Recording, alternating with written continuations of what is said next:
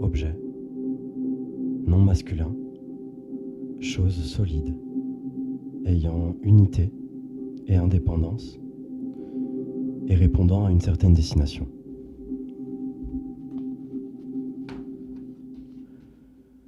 Il y a des choses qu'on ne peut pas expliquer. C'est d'ailleurs le cas pour la plupart des choses. Mais certaines plus encore. Écoutez ce que les choses abandonnées ont à nous dire. Chaque objet, chaque trace, chaque souffle de temps raconte quelque chose. Une vieille montre, figée depuis des années. Chaque pas en avant de l'aiguille du temps, comme un petit murmure du passé. Comme un écho que plus personne n'écoute, ou auquel plus personne ne serait sensible. Mais qui tout de même continue de résonner quelque part. Une lettre oubliée au fond d'un tiroir. Ces mots s'effacent doucement avec le temps.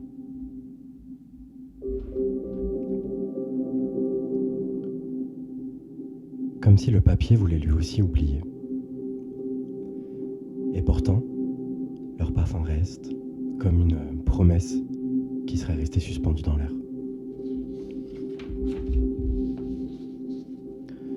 Comme une histoire que seul le silence connaît, dont il est le seul détenteur de mémoire. Un jouet qui n'a plus de main pour le tenir. Il dort silencieux, portant encore les éclats de rire d'un autre temps, portant encore les gestes, les voix et certains instants volés à l'oubli. Le silence, lui, il danse dans le souffle du vent, il s'invite dans le froissement des pages que plus personne ne lit. Il conserve la mémoire des gestes, des présences et des absences, fragile et immense à la fois, comme une mer invisible où se reflètent toutes les vies disparues. Un plateau sur une table de poussière, une photo qui jaunit dans l'ombre, à moitié oubliée. Des expressions figées, des mots que l'on n'entendra plus.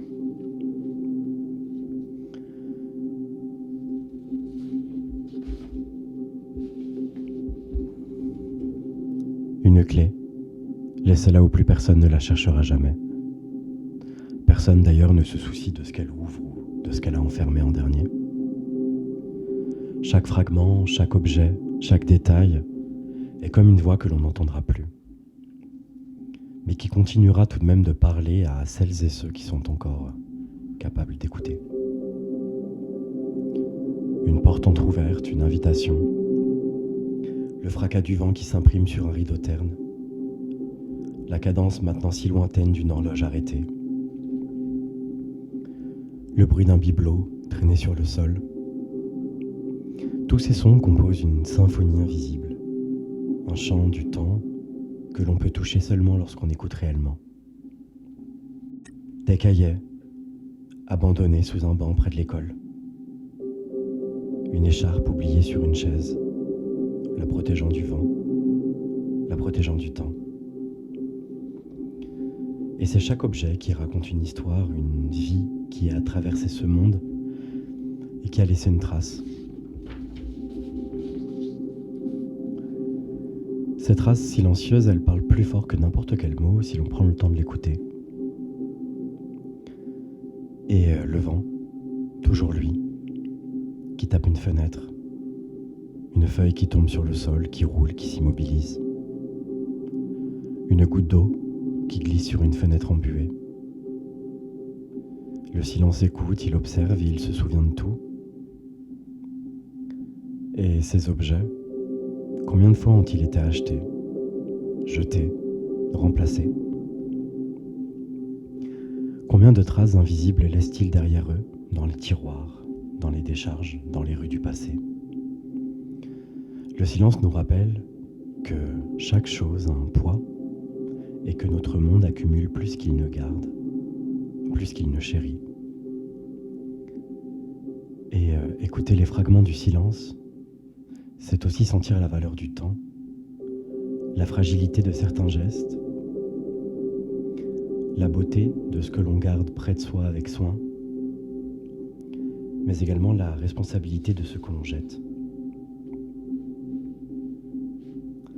Chaque objet est un témoin discret de nos excès, et chaque trace que nous laissons derrière nous est un rappel que nous pouvons choisir autrement, que la mémoire des choses nous guide vers un monde plus attentif, plus respectueux, où chaque fragment compte. Un carnet, laissé ouvert sur une table. Ces pages qui tremblent sous le souffle. Des mots inachevés, des idées fugaces. Des pensées que nous avons crues perdues. Elles flottent encore dans les airs. Et ces pages qui craquent lorsqu'on les tourne. Chaque mot écrit, chaque phrase esquissée porte encore la vie de celui qui l'a tenu dans ses mains. Et si l'on ferme les yeux, et si l'on se tait complètement, on peut continuer d'entendre toutes ces voix du passé. On peut même sentir la mémoire du monde à travers les choses. Tout disparaît, tout finira par disparaître.